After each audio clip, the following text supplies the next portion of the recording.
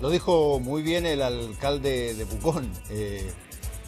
Si es que las cosas salen perfectas, bueno, va a recibir aplausos y bingo, pero si las cosas están malas con este eclipse, probablemente va a ir una buena parte de la responsabilidad achacada a las autoridades que, sabiendo todo esto que venía, eventualmente no hicieron todo lo suficiente. Y eso vale no solamente para una ciudad como Pucón y un evento como el eclipse, también vale para, por ejemplo, montones de países que han debido enfrentar de maneras distintas, con todo tipo de estrategias, algunas más intensivas, otras menos intensivas, y que tiene costo político, muchas de las cosas que resultaron no tan bien, y tiene costos políticos positivos, algunas de esas cosas que resultaron muy bien. Y para conversar justamente de cómo ha sido, de alguna manera, la respuesta, la reacción hoy día de la ciudadanía en Europa, particularmente, a las distintas estrategias que se han implementado en cada uno de esos países para enfrentar la pandemia y cuáles son los costos políticos que están justamente sufriendo o viviendo muchos de esos gobiernos. Vamos a conversar con Paulina Astroza de nuevo, directora del programa de estudios europeos de la Universidad de Concepción. Paulina, ¿cómo estás? ¿Cómo estás, Fernando? Buenas noches. Sí, pues yo de repente uno mira las cosas encerradas en un círculo muy chiquitito que es tu país o tu ciudad o tu entorno, pero la pandemia tiene como característica que ha puesto a prueba no una, sino que muchas diversas estrategias para enfrentarla. Algunas han sido más, si se quiere, concentradas en la situación económica o cómo protegerla, otras han sido directamente desde el principio muy enfáticas en proteger a la ciudadanía antes que nada. Y esas diferencias en estrategia en continentes como Europa, por ejemplo, bueno, empiezan a pasar la cuenta para bien y para mal, Paulina. ¿Cómo lo ves tú? A ver, lo primero que tenemos que explicar respecto a por qué hay diferentes estrategias en Europa es porque la Unión Europea, como es un ente raro, que no es una organización internacional, es más que eso, pero tampoco un supraestado, es un híbrido, hay ciertas competencias las cuales los estados las han transferido a la Unión Europea. Por lo tanto, es la Unión Europea, a través de sus instituciones, quien toma las decisiones. Pero hay otras competencias que los estados han decidido mantenerlas como competencias nacionales. Siguen siendo los estados, los 27 estados actuales, soberanos para adoptar determinadas decisiones en algunas materias que no las han transferido. Y justamente en el caso de la Unión Europea, lo que es materia de salud y control de fronteras, son competencias no transferidas a la Unión, sino que son competencias nacionales. Entonces, esto ha hecho que los países de la Unión Europea, cada uno de ellos haya adoptado distintas estrategias, como dices tú. Hay algunos países que fueron mucho más laxos desde el principio, como el caso de Suecia, y otros países que adoptaron medidas de restricción muy, muy severas, como el caso de Italia, cuando ya la situación se descontroló, o es el caso de España también. Y hoy día, con esta segunda ola, estamos viendo algunos países como Bélgica, que el cual tienen restricciones muchísimo más amplias. Entonces, lo primero es que la Unión Europea no tiene competencias para determinar una estrategia única. Lo que trató de hacer fue coordinarlas. Y esa coordinación no resultó, las estrategias fueron distintas, y en segundo lugar trató la Unión Europea también de coordinar el cierre de las fronteras. Porque, insisto, es competencia de los estados el determinar en situaciones excepcionales que puede cerrar la frontera. Tampoco hubo una coordinación y al principio, sobre todo en el mes de marzo, fue realmente un desastre porque algunos países cerraron abruptamente la frontera y esto significó que los camiones, por ejemplo, que llevan y que tienen toda una cadena de abastecimiento, una cadena que va desde los distintos países con los productos, bueno, se cortó, en algunos países podías pasar, en otros no. Entonces, y respecto al desconfinamiento, cuando termina la primera ola, ocurrió lo mismo. La Unión Europea trató de alguna manera coordinar el desconfinamiento, pero de nuevo los estados se desconfinaron a distintos ritmos y teniendo también distintas medidas. Esto ha provocado que nuevamente ahora, cuando vemos la segunda ola, los países, si bien están mucho más coordinados, está afectando la pandemia no solamente Europa del Sur, Italia, Grecia, España, Francia, que fueron muy afectados, que también fueron muy afectados los países más en el norte, como Bélgica, sino que también esta segunda ola está afectando bastante fuerte a los países de Europa Central, lo que es Polonia, Hungría, Eslovenia. Todos estos países también están teniendo hoy día fuertes rebrotes, lo que está complicando las cosas. Entonces, esa es la primera explicación de por qué, cuando uno dice, oye, ¿por qué la Unión Europea no adoptó una medida? Porque no tiene competencia. Ahora, donde sí tiene competencia, y de eso podemos conversar, es en materia de ponerse con el dinero sobre la mesa y hacer una estrategia, plantear una estrategia de recuperación económica junto con aprobar su presupuesto que está incluido, les cambió totalmente el escenario, para aprobar el presupuesto anual que correspondía a este año.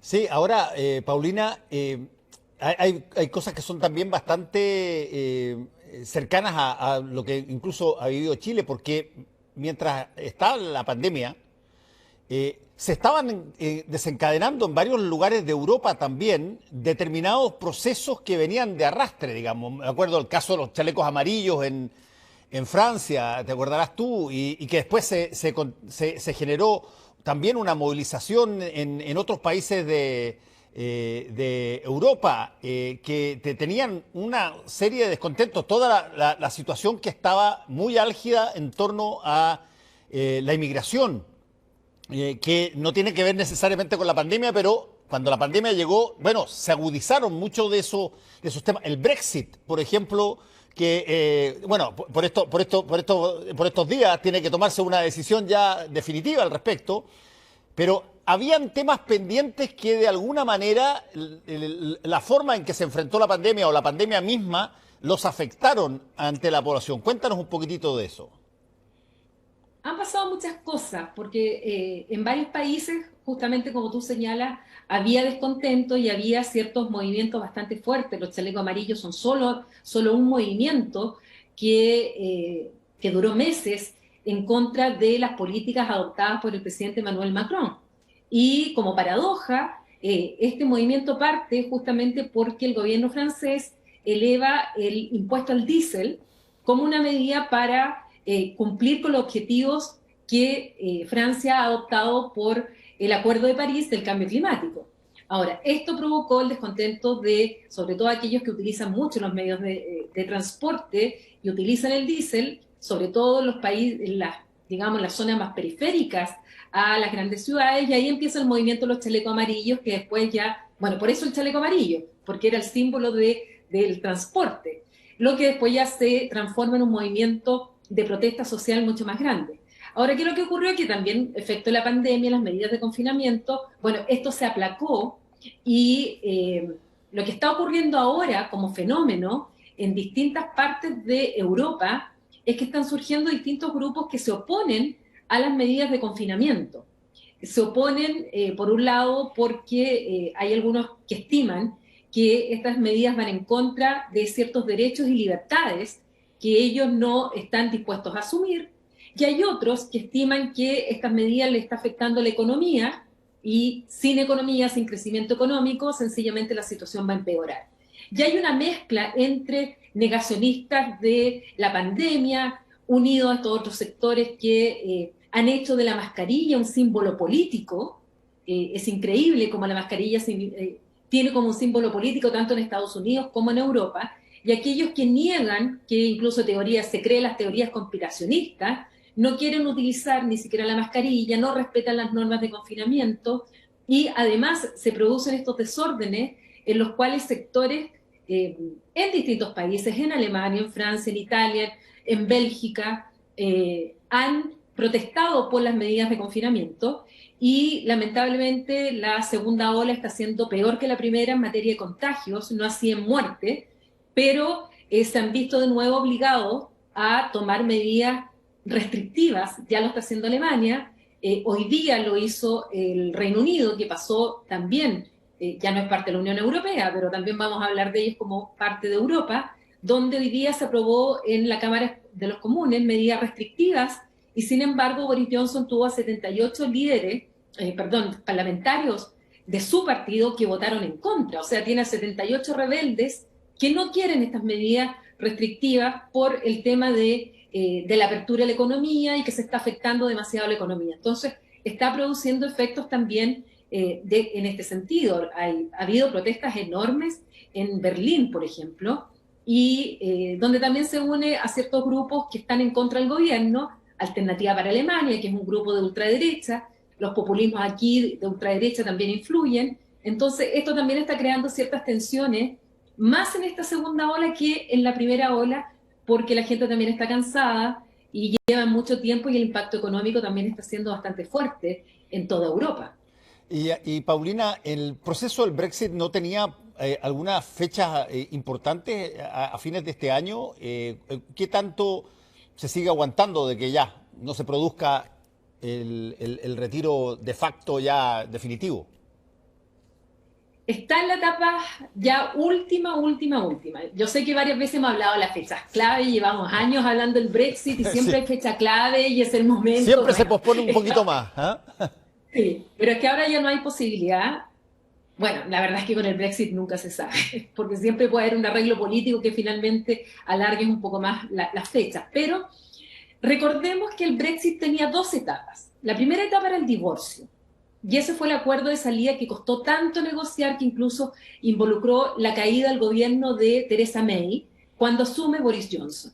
Y Boris Johnson llama a elección anticipada, incluso gana la mayoría en la Cámara de los Comunes y él hasta el día de hoy tiene esta mayoría. Y empieza a terminar de negociar el acuerdo de salida con la Unión Europea. Finalmente este acuerdo llega y se produce la salida del Reino Unido, la salida política del Reino Unido, el 31 de enero de este año, cuando ya se aprueba, se pasa por todas las etapas y a partir del 1 de febrero el Reino Unido dejó de ser parte oficialmente de la Unión Europea.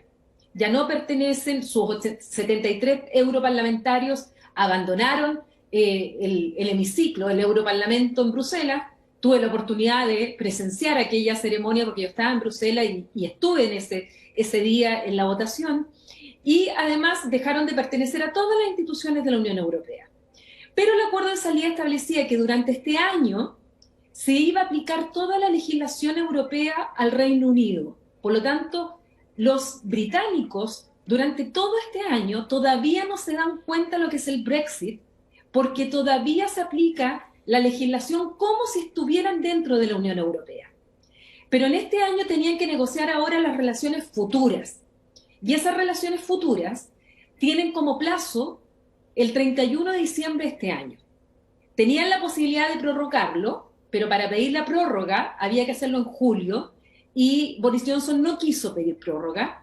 Es más, dictó una ley interna que prohíbe pedir la prórroga y están en las negociaciones ahora. Lo que ha pasado es que en estas negociaciones han chocado en algunos puntos y además la pandemia ha afectado. Se enfermó de COVID no solamente el grupo de negociadores europeos, sino que también hasta Boris Johnson estuvo enfermo de COVID y estuvo un tiempo fuera digamos, de ser primer ministro.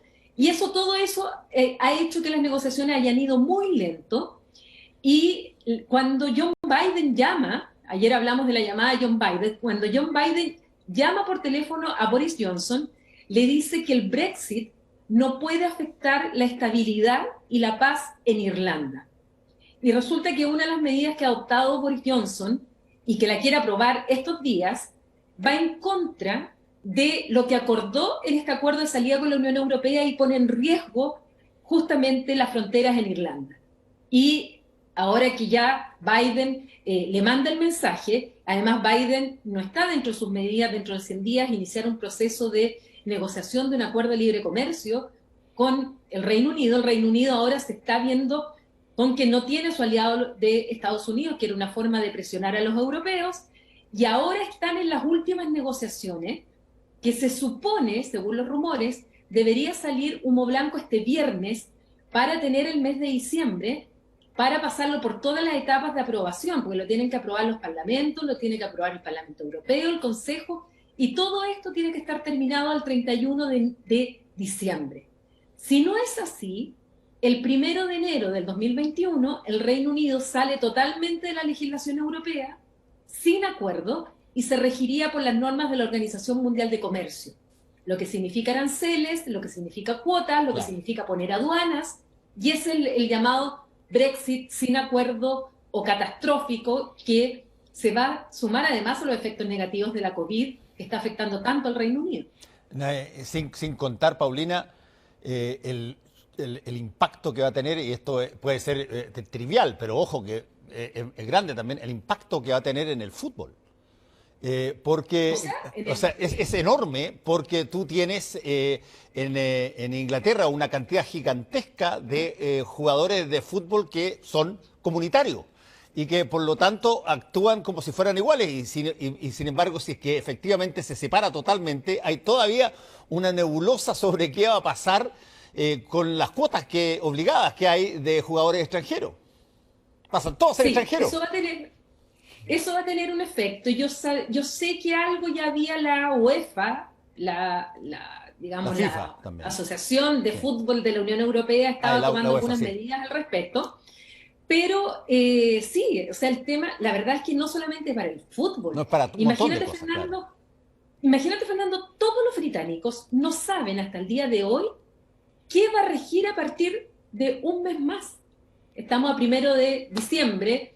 En un mes más les va a cambiar todo lo que significan las relaciones con Europa, desde el pasar la frontera, desde los aviones, los acuerdos de la banca, no tiene idea, todo lo que es el sistema bancario, por qué se van a regir.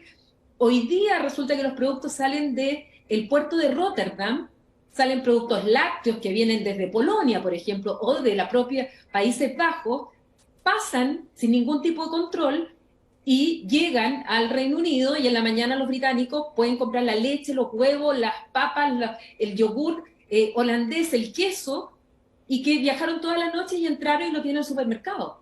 Eso se va a acabar si es que no tienen acuerdo, porque van a tener que empezar a controlar los camiones. Y resulta que pasan 10.000 camiones al día por el puerto de Dover.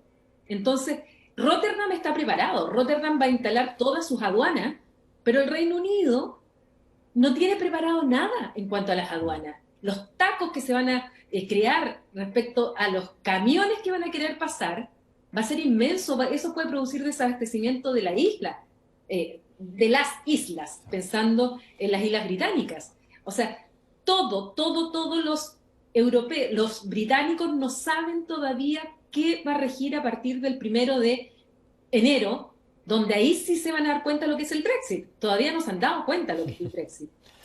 Paulina Astroza, muchas gracias por este contacto una vez más con Última Mirada. Que te vaya muy bien. Seguimos en contacto. Gracias a ti, Fernando. Chao. Buenas noches. En un ratito más volvemos.